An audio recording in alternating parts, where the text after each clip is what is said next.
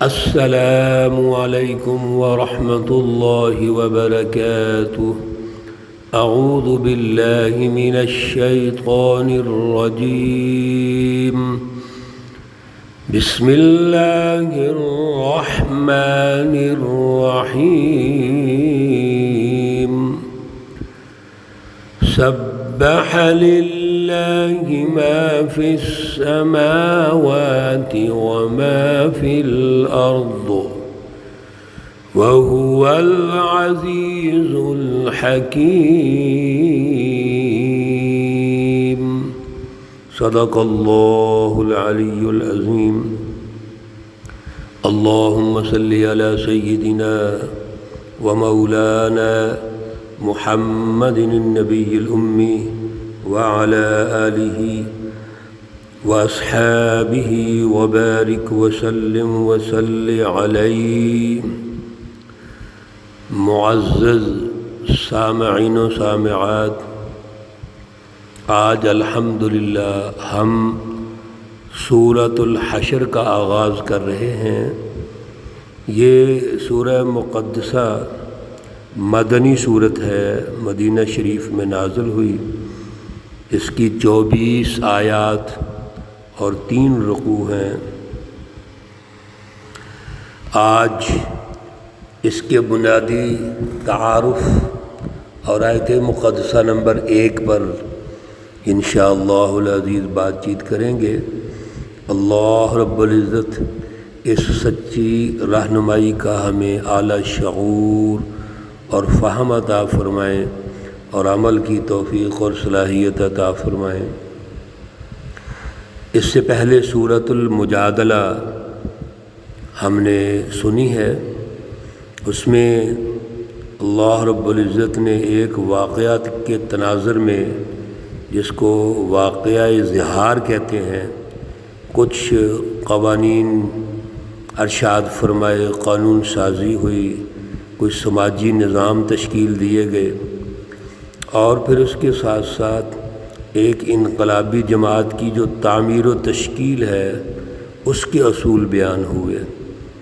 حزب اللہ کا تعارف ہوا، حزب الشیطان کا تعارف ہوا، ان کے جو نتائج ہیں وہ کیا ہوں گے، اللہ رب العزت نے کھول کھول کے ارشاد فرمائے۔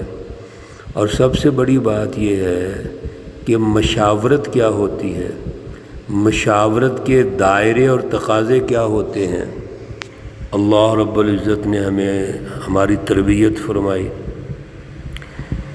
ہماری جو سورۃ الحشر آج کی سورہ مقدسہ ہے، جس کا آغاز ہم کر رہے ہیں، اللہ رب العزت نے سب سے پہلے تو تسبیح تحمید کس کے لائق ہے، کون عظیم الشان ہستی ہے جو تسبیح و تحمید کے لائق ہے، تقدیس کے لائق ہے، اللہ نے وہ ارشاد فرمائے۔ یہ سورہ مقدسہ جو مسبحات 7 شروع ہوئی تھیں، اس میں ایک یہ بھی ہے، کیونکہ سبح سے اس کا آغاز ہو رہا ہے۔ سبح یعنی تسبیح و تحمید کا مطلب یہ ہے کہ اللہ رب العزت جو عظیم الشان ہستی ہے، جو بھی اس کائنات میں نقائص ہیں، کمزوریاں ہیں، اللہ رب العزت کی جو تسبیح و تحمید ہے اور تجلیات کا جو نزول ہے، اس سے وہ نقائص دور ہو جاتے ہیں۔ اللہ نے اس کائنات کو پیدا کیا ہے اور کائنات کی ترقی چاہتے ہیں۔ اللہ رب العزت اس میں جو بھی کوئی کمزوریاں ہیں اس کو دور کرنا چاہتے ہیں۔ اس لیے اللہ کی ہر تجلی جو آسمان و زمین پر نازل ہو رہی ہے، وہ کسی نہ کسی نقص کمزوری کو دور کرتی ہے اور اس کو کمال تک پہنچاتی ہے۔ رب کی تعریف ہم نے پیچھے بھی یہ گزارش کی کئی جگہوں پر، رب کہتے اس کو ہیں جو نقص سے نکال کر کمال تک پہنچائے، وہ اللہ ہے، وہ رب ہے۔ اس لیے اللہ رب العزت سورۃ الفاتحہ میں رب العالمین ارشاد فرماتے ہیں۔ اب رب یہاں سے کیا مراد ہے کہ عالمین، تمام جہانوں کے اندر جو بھی کمزوری ہے اللہ دور کر کے اس کو کمال تک پہنچاتے ہیں۔ اور پھر سبح للہ، یہ اللہ ہی کے لیے ہر قسم کی پاکی ہے، تعریفیں ہیں، وہی عظیم الشان ہستی ہے۔ کیوں؟ ما فی السماوات و ما فی الارض، جو کچھ آسمانوں اور زمین میں ہے، ما فی السماوات، جو کچھ بھی آسمانوں میں ہے، و ما فی الارض، اور جو کچھ زمین میں ہے۔ حضرت الامام شاہ ولی اللہ رحمۃ اللہ علیہ فرماتے ہیں کہ آسمان اور زمین کی ہر چیز اللہ کے سامنے ہاتھ باندھ کر کھڑی ہے، اور وہ اپنے نقائص کو دور کرنے کے لیے ہمیشہ دعا گو رہتی ہے اور تسبیح کر رہی ہے۔ دو طریقے ہیں، ایک ہے تکفف قولی اور دوسرا ہے تکفف حالی، یعنی یا تو ہاتھ پھیلا کر زبان سے وہ اللہ کے سامنے دعا کر رہے ہیں، گڑ گڑا رہے ہیں، عاجزی کا اظہار کر رہے ہیں، اور یا پھر تکفف حالی ہے، یعنی ان کی حالت ایسی ہے کہ اللہ کے سامنے وہ سر بسجود ہیں، وہ اللہ کے سامنے دعائیں کر رہے ہیں، اپنی کمزوریاں اللہ کے سامنے پیش کر کے اپنی کمزوریوں کو دور کر رہے ہیں۔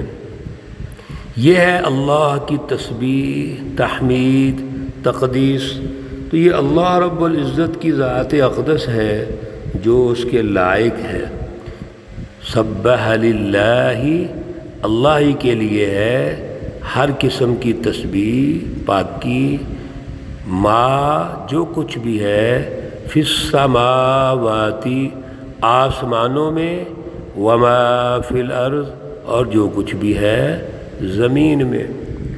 کیوں آخر ایسے اللہ کی تسبیح ہوگی؟ اس لیے وَهُوَ العزیز الحکیم، اللہ کی ذات اقدس وہ ہے جو العزیز ہے، زبردست ہے، الحکیم ہے، حکمت والا ہے۔ ذرا غور کیجئے، اللہ کے الفاظ اتنے پیارے ہیں کہ اللہ کی یہ صفت ہے کہ وہ العزیز ہے، یعنی اس کائنات میں جو تصرف کرنے والی ذات اقدس ہے، جو آل ان آل اور خود مختار ہے، وہ اللہ کی ذات اقدس ہے۔ اور کیوں نہ ہو، وہ کائنات کی تخلیق ہی اس نے کی ہے۔ تمام مخلوقات، مخلوق کہتے ہی اس کو ہے جو پیدا شدہ ہے، تو تمام مخلوقات کسی عنوان سے ہوں، انسانوں کے عنوان سے ہوں، حیوانات کے عنوان سے ہوں، نباتات کے عنوان سے ہوں، جمادات کے عنوان سے ہوں، کسی عنوان سے بھی ہوں، ان کو پیدا کرنے والا تو اللہ ہے۔ وہ رب الناس، مالک الناس، الہ الناس۔ اور قرآن پاک میں کئی جگہوں پر اللہ نے نقشہ کھینچا، وَإِن مِّن شَيْءٍ، اور کوئی چیز بھی ایسی نہیں ہے اس کائنات کے اندر إِلَّا يُسَبِّحُ بِحَمْدِهِ، وہ اللہ رب العزت ہی کی تسبیح پڑھ رہی ہے۔ کیوں؟ وہ غالب ہے، جس کے پاس اقتدار ہے، اختیارات ہیں، جو مالک حقیقی ہے، اسی کی تعریف ہونی چاہیے۔ اور پھر الحکیم ہے، حکمت سے اللہ جو غالب ہے، تو یہ بھی نہیں ہے کہ غالب ہیں تو جو مرضی کرتے رہیں، نہیں، اللہ خود ارشاد فرما رہے ہیں، یہ بھی اللہ کی صفت ہے کہ اختیارات کے باوجود اللہ کسی پر ظلم، زیادتی نہیں کرتے، بلکہ پورے کارخانہ کائنات کو حکمت سے چلا رہے ہیں، عدل و مساوات سے چلا رہے ہیں، انصاف سے چلا رہے ہیں، اور دوسروں کی خیر خواہی سے چلا رہے ہیں۔ میرے عزیزو، حکمت کا پتہ ہی اس وقت چلتا ہے جب غلبہ ہوتا ہے۔ ایک حکمران پارٹی کا غلبہ ہو گیا، دیکھنا یہ ہے کہ حکمرانی کے بعد یہ حکمت سے چل رہے ہیں یا جبر سے چل رہے ہیں۔ جیسے ہمارے ہاں ہمارے حکمران جبر سے چلتے ہیں، جس کے پاس اختیارات ہے، جس کے پاس اقتدار ہے، وہ وسائل پر قابض ہو جاتا ہے اور اپنے خاص مافیاز کو نوازتا ہے۔ لیکن اللہ رب العزت الحکیم ہے، اور اللہ رب العزت کی رہنمائی کے تحت جو حکومتیں بنیں گی، اللہ کے رسول بنائیں گے، خود رسول اللہ صلی اللہ علیہ وسلم نے تشکیل کی، اس کی بنیاد بھی حکمت ہے، اور حکمت کی بنیاد عدل ہے، امن ہے، خوشحالی ہے، انسانی حقوق کو پورا کرنا ہے، انسانی حقوق کی پاسداری ہے۔ یہ ہے وَهُوَ العزیز الحکیم، کہ اللہ کی ذات اقدس غالب بھی ہے، زبردست بھی ہے، تمام تر اختیارات کی مالک بھی ہے، اقتدار بھی اسی کا ہے، حقیقی جو ملکیت ہے وہ اسی کی ہے، اور پھر اللہ الحکیم بھی ہے۔ اس کائنات کا نظام جس طرح چلا رہے ہیں بیلنس رکھ کے، اور پھر اس کے اندر جو انسان اشرف المخلوقات ہے اس کا سماجی نظام کیسا ہوگا، معاشرتی ڈھانچہ کیسا ہوگا، سیاسی اور معاشی نظاموں کی تشکیل کیسے ہوگی، سب اللہ نے سمجھا دیا ہے، اپنے پیارے رسولوں کو بھیج کے سمجھا دیا ہے۔ یہ ہے الحکیم۔ اللہ رب العزت کے بارے میں ہمارا شعور اعلیٰ ہونا چاہیے، ہمارا نظریہ اعلیٰ ہونا چاہیے، یہ بنیاد ہے، مرکزی نقطہ ہے۔ اللہ ہمیں توفیق عطا فرمائیں۔ اللہ رب العزت تمام بیماروں کو شفائے کاملہ عاجلہ مستمرہ عطا فرمائیں۔ اللہ رب العزت تمام مرحومین و مرحومات کو جنت الفردوس میں اعلیٰ مقام عطا فرمائیں۔ ربنا تقبل منا انك انت السميع العليم وتب علينا انك انت التواب الرحيم، وصلى الله تعالى على النبي الأمي محمد وعلى آله وأصحابه أجمعين برحمتك يا أرحم الراحمين۔ السلام علیکم ورحمۃ اللہ وبرکاتہ۔